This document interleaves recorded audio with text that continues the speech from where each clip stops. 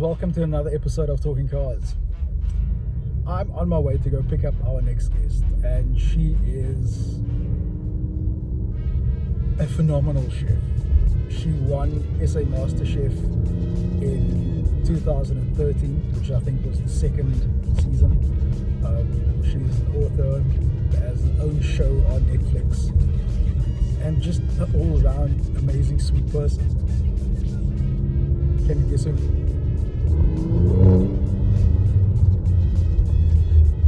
The other star of the show is the car that I'm in. Anonima Lombardi Fabbrica Automobili and Alfa Romeo. That's what Alfa Romeo stands for. I'm in one of my dream cars. It is an Alfa Romeo Giulia QV Verde. 525 brake horsepower. That's 375 kilowatt. And she sounds amazing. This is such a beaut of a car. Hello. Kamini Pather. How are you? In the car, boy. Fantastic. Ah, and we get to see this beautiful schnauzer. This is Tuxedo. Hello, Tuxedo. You've got to make a little room for me here, boy. Okay, there we go. How are you? I'm fantastic. How are you? I'm so well. Lovely, lovely. It's good to have you. It's good seeing you actually in physical form, other than social media. I don't think you should believe everything you see on social media. But agreed, it's good to make it out the chat.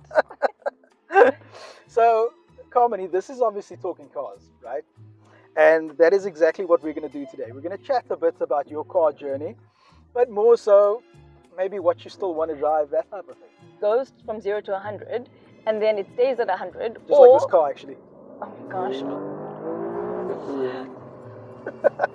Yes, wonderful news. I have to admit, I need to be frank here. I drive like a granny. Really? Yeah. And I have Driving always... Miss Daisy.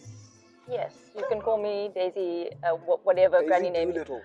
Something like that. And so, and this was before I even had this car accident 4 years ago.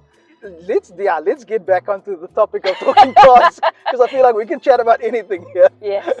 Okay, so when did you get your license? What age? We were talking about this the other day. I think I was 19 maybe. 19, okay. But the problem is that I could drive. Okay. I tend to be quite nervous. Ah. And so I passed on the third test. You didn't do it the first time either, so you're not alone on that one. No, I was so upset with myself because I literally got into the car saying, I was like, I can drive, and I enjoyed it. And I have a younger brother, but our family joke is that I am my father's favorite son. So, because I took a little bit more interest in some of the car-related things that my father was interested in. I get you. So your dad's a bit of a petrol head? Yes, okay. he did enjoy a car, but he was sort of like in the BMW. Ah, he loves the German, the BMW. Yes. Okay. He went to Stuttgart. Really? Yes, loved the Franschhoek Motor Museum. They've got like a whole yeah. Just phenomenal stuff there. Yes. Okay, so you got it at 19. Yes. And then you passed it the third time round. Yes. And then what was your first car? Oh, a Toyota Taz. The classic. They call that, you know, the Audi TT? Yes. So the Toyota Taz. Yeah, my dad dropped that joke too. Big ups to her dad. Okay, and I'm assuming that how long did you have that car for? Oh, I think that was 3 years, if I'm not mistaken. Served you well? It did, and I bought it second-hand, and it had some kind of sound story going on, because at the time those things were important. Like, was it like massive bass, like speakers and stuff like that? It wasn't like crazy sound, but Okay. it had sound that was decent. somewhat, yeah, it was decent. Okay. But also it's a Toyota Taz. And what music did you listen to? At the time, Gangster rap. yes, gangster rap, a little bit of like EDM kind of stuff. But Okay, you know, like I get you. Yeah. Beautiful. I'm so happy that times have changed. Anyway, but it was like, I think that, so the speakers and it had some sort of deck, so I bought this car like that. So it's like properly kitted out? It wasn't properly kitted out. It was somewhat modified okay. to some, like, extent. very small amount. But then when you put the air conditioning on, it would make the sound as though the whole car was going to take off. Really? So it was like proper student car that we were cruising around with. It was, yeah, good times. Okay, so wait, where did you grow up? I grew up in Durban, Okay. but then I moved to Cape Town in 2006. That's almost 20 years now. I know. Wow. Apparently. So you are a Cape Townian now. I'm just waiting for my Dompost to come in the mail. So I can sort you out with Home Affairs with the passport for Cape Town. Amazing, thank you. Thank you. You didn't know you need a visa as well. Yeah. The Republic of the Western Cape. Yes. I am aware. I am aware. Oh, that's awesome, man. And okay, so wait. You mentioned to me the other day that you had an accident. Yes. Right. So talk to us about that. What happened? I was in KZN and I was driving down the south coast. My friends and I were going on this surf weekend. And so my friend and I were sitting in my VW at that time. Okay. And I had a surfboard and I didn't have roof racks. The board was like going through the car. Did you surf? I tried. Okay. I tried hard. I thought, if you're from Durban, you need to know how to surf. Yeah. Same like Cape Town or Jeffreys Bay or that type of thing. No. We're going to loop back to this, but the beach experience Okay. in Cape Town and Jeffreys Bay with the Atlantic Ocean, not the same thing as in Durban. Anyway. Coolness of the Like in Durban, you can surf with like one of those short wetsuit things on if you 100%. need to. Yeah. So Just anyway. watch out for the sharks. There aren't that many, and it's not like it's You speak.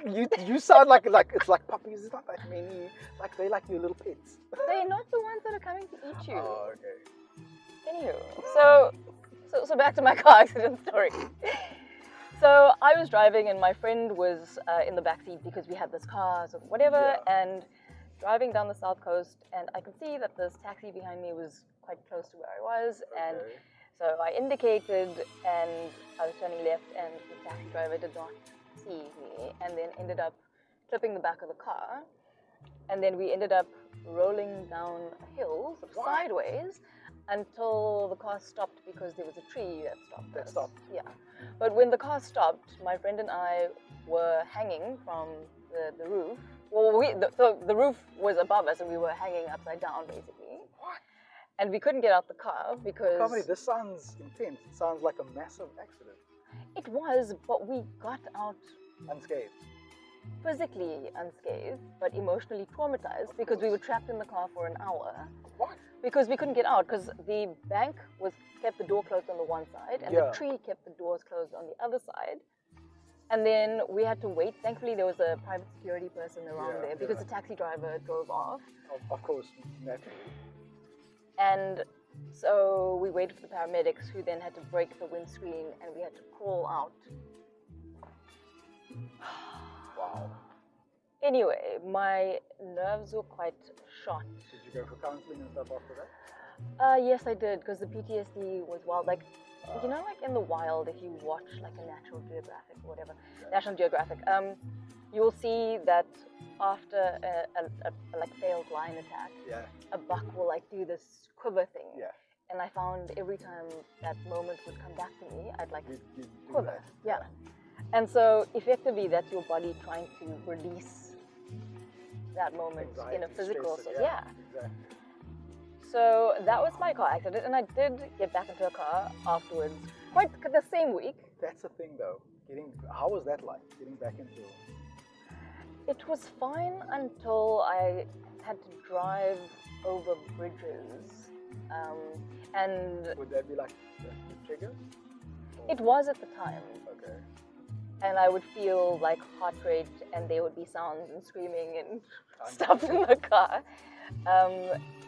Just because it felt too unsafe. And I think because most of us drive every day, we don't ever consider that is actually one of the most dangerous things that we do. Especially how people drive these days. Like the road in general, I always say people don't think for the other person on the road. No. And I think that's the biggest problem. Completely. We need to get onto your cars. How many cars have you had so far?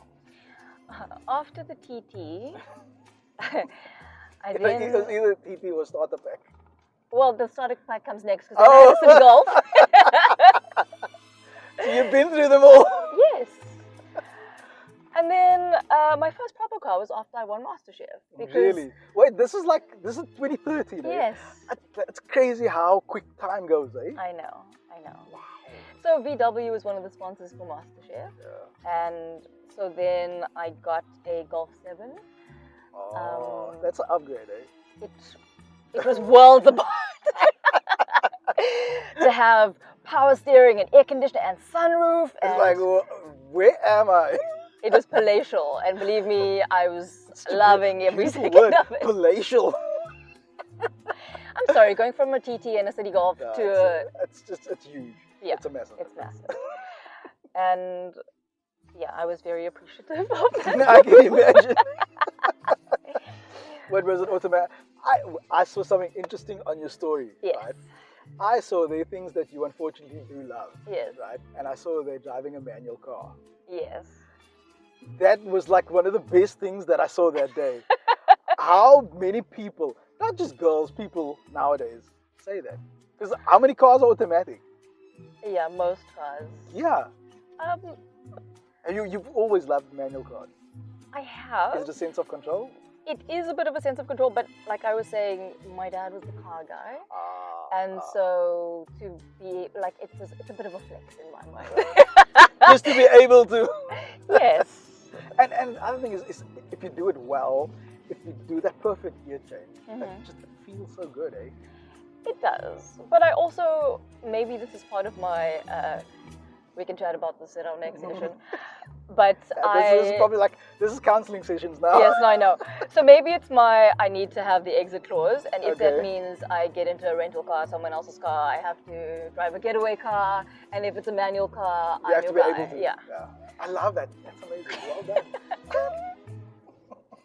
Love the way you think.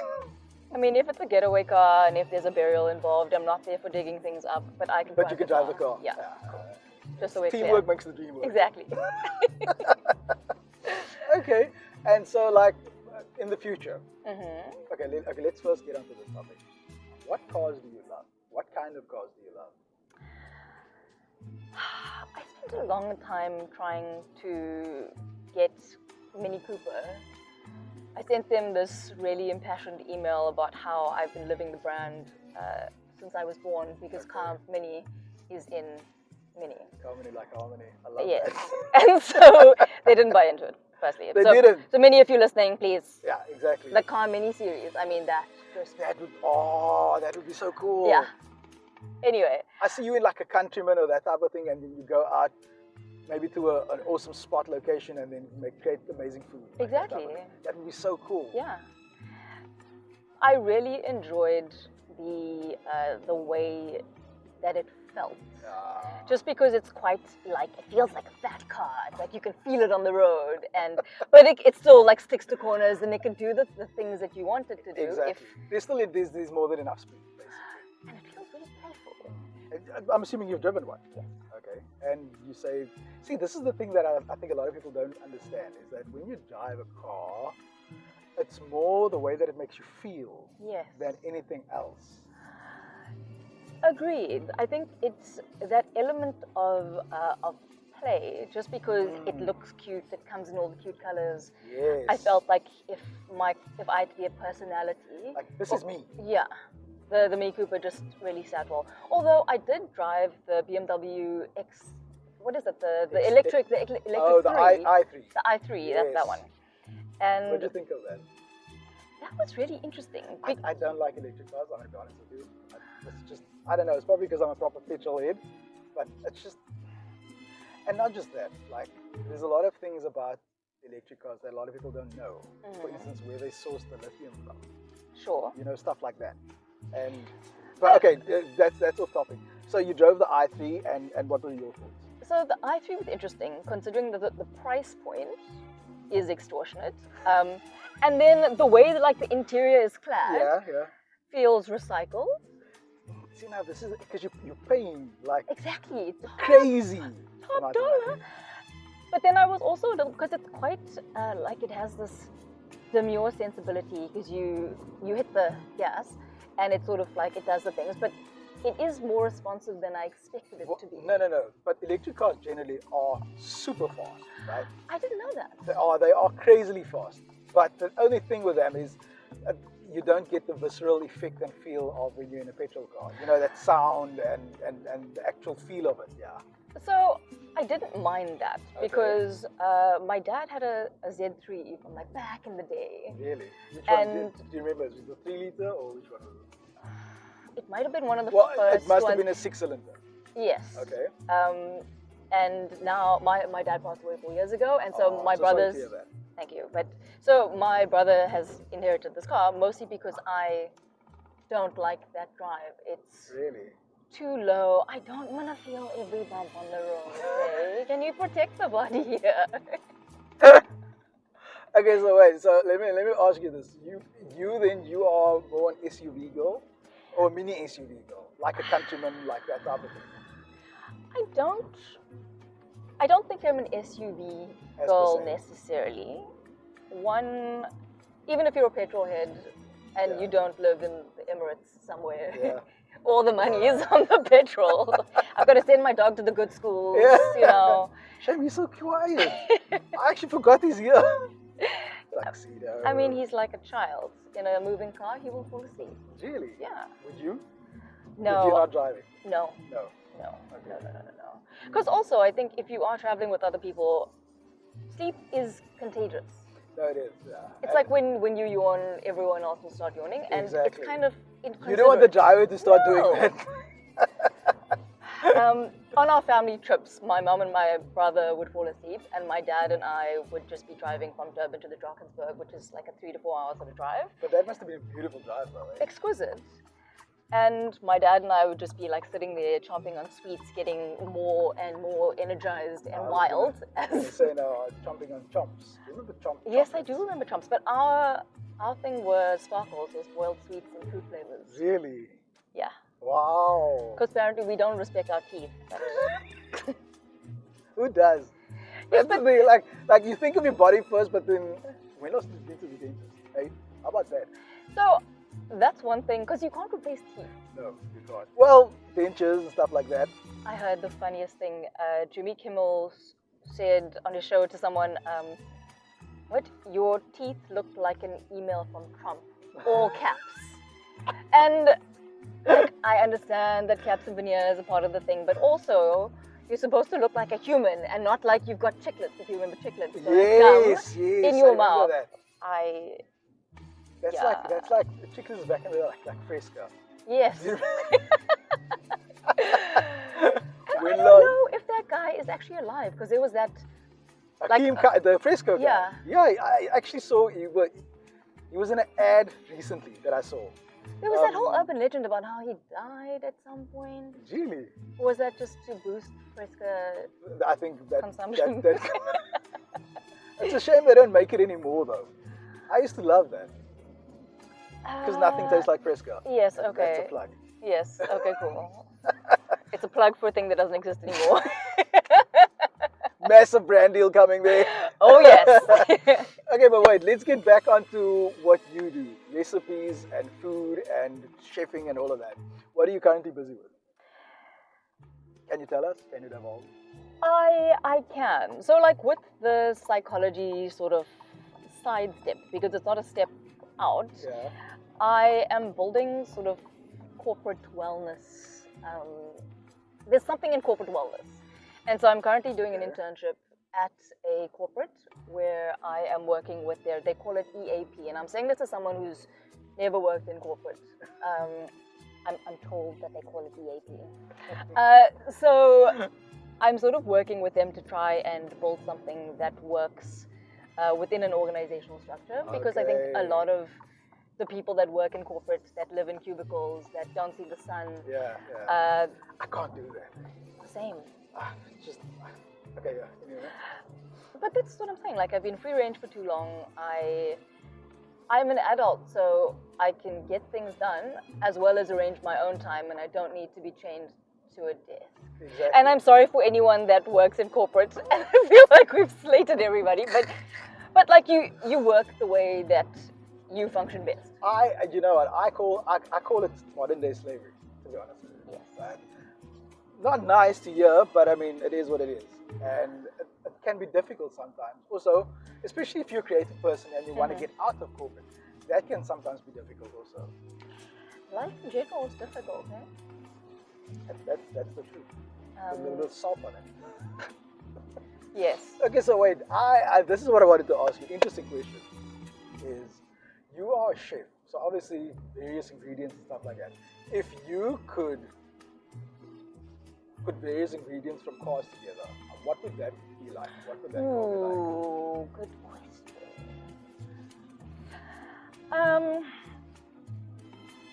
Various ingredients from cars, and I'm talking about like superficial things.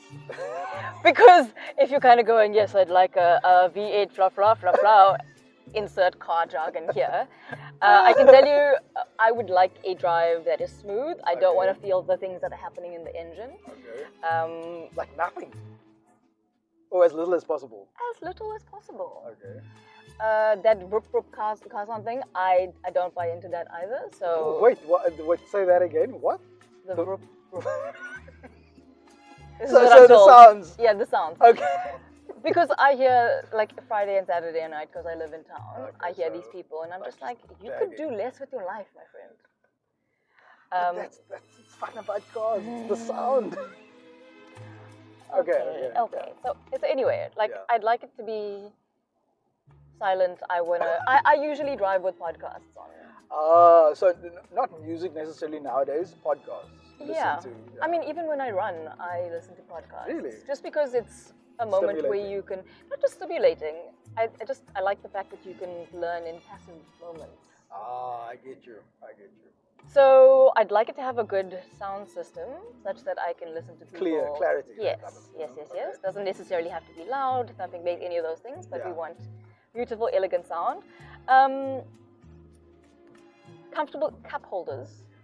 And I would probably assume a few of them also.